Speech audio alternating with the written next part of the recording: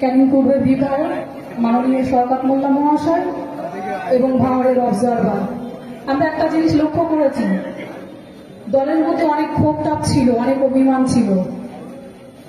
তৃণমূল কংগ্রেসের মধ্যে এমন কিছু গাদ্দার ছিল যারা আমার সঙ্গে প্রচন্ড গাদ্দারি করেছিল, অনেক অভিমান, অনেক রাগ, অনেক অত্যাচার করেছে। আজকে তারা কেউ হয়তো জেলে আছে, কেউ দল থেকে কিন্তু দলের বাইরে আছে। তাই দাদা আমি বারবার বলেছি, আজকে ফিরে আসো, তোমার সঙ্গে যে অন্যায় হয়েছে সেটা আর হবে না। আমি মানুষের জন্য লড়াই করতে এসেছি, নিজের জন্য না, নিজের স্বার্থের জন্য দল করতে আসিনি। এই তৃণমূল কংগ্রেসটা করেছিলাম মানুষের জন্য। তখন আমার চাওয়া পাওয়া কিছু ছিল না, আমি সেই সময় পড়াশোনার মধ্যে ব্যস্ত ছিলাম, তখন আমি বিএড করছিলাম। কিন্তু দলের ওই গাদ্দারগুলো প্রচন্ড গাদ্দারিটা করেছিল। একজন একনিষ্ঠ কর্মীকে কিভাবে সম্মান দিতে হয়, তার অধিকার দিতে হয়, সেটা কিন্তু তারা দেয়নি। সেই অধিকার থেকে বঞ্চিত করেছিল। আমি ওই দল ছেড়ে দিয়েছিলাম এবং 2021 সালে আমি আইএসএফ এ জয়েন করেছিলাম। সেখানে মানুষের জন্য লড়াই করছি, আগামীতেও মানুষের জন্য লড়াই করব। শুধু দলের কাছে একটাই অনুরোধ করব, যারা গাদ্দার, যারা দুর্নীতিগ্রস্ত, তাদেরকে বিদায় দিতে হবে, এটাই আমাদের চাওয়া পাওয়া।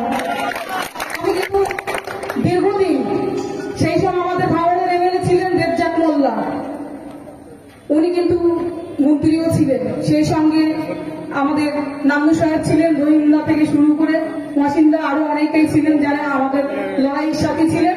এবং কিছু গাদ্দারের বিরুদ্ধে তখন স্বচ্ছ ভাঙড় নামে একটা অভিযান আমরা চালিয়েছিলাম। আজ সেই স্বচ্ছ ভাঙড় সফল হতে চলেছে। তারা এখন কিন্তু নামবাবু আমাদের মধ্যে নেই, অদিবাবু আমাদের মধ্যে নেই, ওনারা কিন্তু বিদায় নিয়েছেন আমাদের থেকে। সবাইকে বিদায় নিতে হবে। শুধু একটা কথা বলবো, আপনার নীতিটাকে ঠিক রাখুন।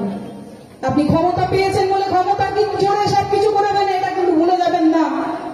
বিচারক কিন্তু আছে, বিচার ঠিক একদিন হবে, আসলে বিচার হবে, হিসাবটা কিন্তু সেই দিন মিলিয়ে নিতে হবে। আজকে তার হিসাব হচ্ছে, যারা যেমন কর্ম করেছিল তেমন ফল পাচ্ছে। আরেকটা কথা সেই সঙ্গে বলবো, যারা দলটাকে ভালোবাসে তাদেরকে গুরুত্ব দিন। ভাঙড়ের প্রিয় বিধায়ক, আমি এই জন্য প্রিয় বলি, ওনার মধ্যে অনেক স্বচ্ছতা দেখেছিলাম। সেই সঙ্গে ওনাকে একটাই কথা বলবো, বেশি কিছু বলবো না, যারা আপনাকে ভালোবাসে, আপনার জন্য জীবন দিয়ে লড়াই করছে, তাদেরকে গুরুত্ব দিন, অবহেলা না করে ভালোবেসে কাছে রাখুন। সময় আছে এখনো, আপনি তাদেরকে ভালোবাসাটা দিন, এরকম অবহেলায় ফেলে রাখবেন না। দেখবেন আমার মতো অবহেলা পেতে পেতে সবাই কিন্তু একদিন আপনার ছেড়ে চলে যাবে, আপনি আর খুঁজেও পাবেন না। সবাই ভালো থাকবেন, সুস্থ থাকবেন, এই বলে আমি আমার বক্তব্য শেষ করছি। বললাম, একটা কথার মধ্যে অনেক কিছু লুকিয়ে আছে, বেশি কিছু বলার দরকার নেই। আমাদের এই বিগত লোকসভা ইলেকশনে আমাদের কয়েকটা কর্মী আহত হয়েছিল, বোমায় তারা আঘাত পেয়েছিল, আহত হয়েছিল, তারা মৃত্যুর সঙ্গে প্রায় 1 মাস লড়াই করেছে, কিন্তু একদিনও দলের কেউ খবর নেয়নি যে সে তারা কেমন আছে।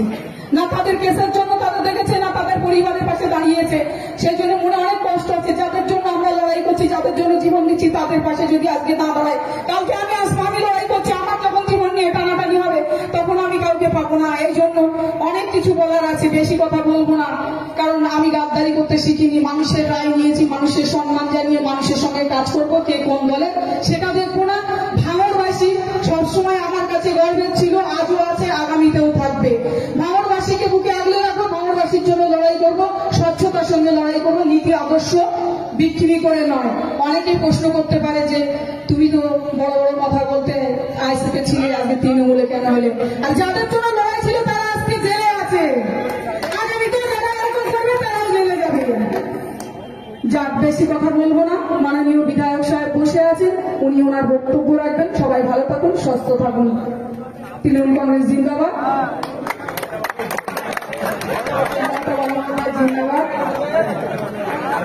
আমাদের নেতা সরকারদা জিন্দাবাদ।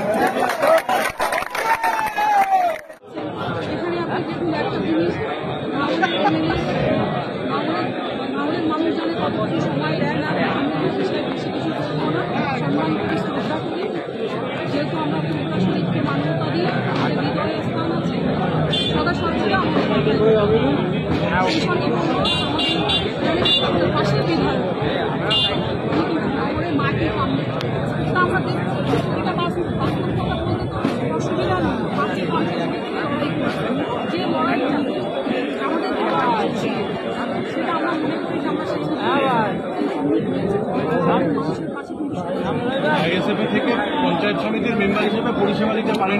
তৃণমূলে কি পারবেন সেই পরিষেবাটা মানুষকে দিতে? অবশ্যই আশা করছি পারবো। আমাদের দাদা আছেন বা আমাদের পক্ষ গঠন হচ্ছে, যেহেতু সংশোধন হবে হয়ে গেছে, কয়েকটা বাকি আছে, এখন সভাপতি সেটা পঞ্চায়েত সমিতি পরে কি করবে কি হবে না হবে। আশা করছি আমরা উন্নয়নের জন্য এসেছি, কাজের জন্য এসেছি, নিশ্চয়ই কাজ পাবো। তাদের ভোটে জয়লাভ করেছেন না ভোট বলতে নয়, আমরা অবশ্যই আমি বলছি যে আমি মানুষের সঙ্গে বিশ্বাসঘাতকতা করবো না বা নির্দিষ্ট সিম্বল দেখবো না যে তৃণমূল করে, ও আইএসএফ করে, সিপিএম করে, কেউ কংগ্রেস করে, বিজেপি করে, তার পছন্দ করতেই হবে। মানুষের রায় নিয়ে জিতেছি, মানুষকে সম্মান দেবো,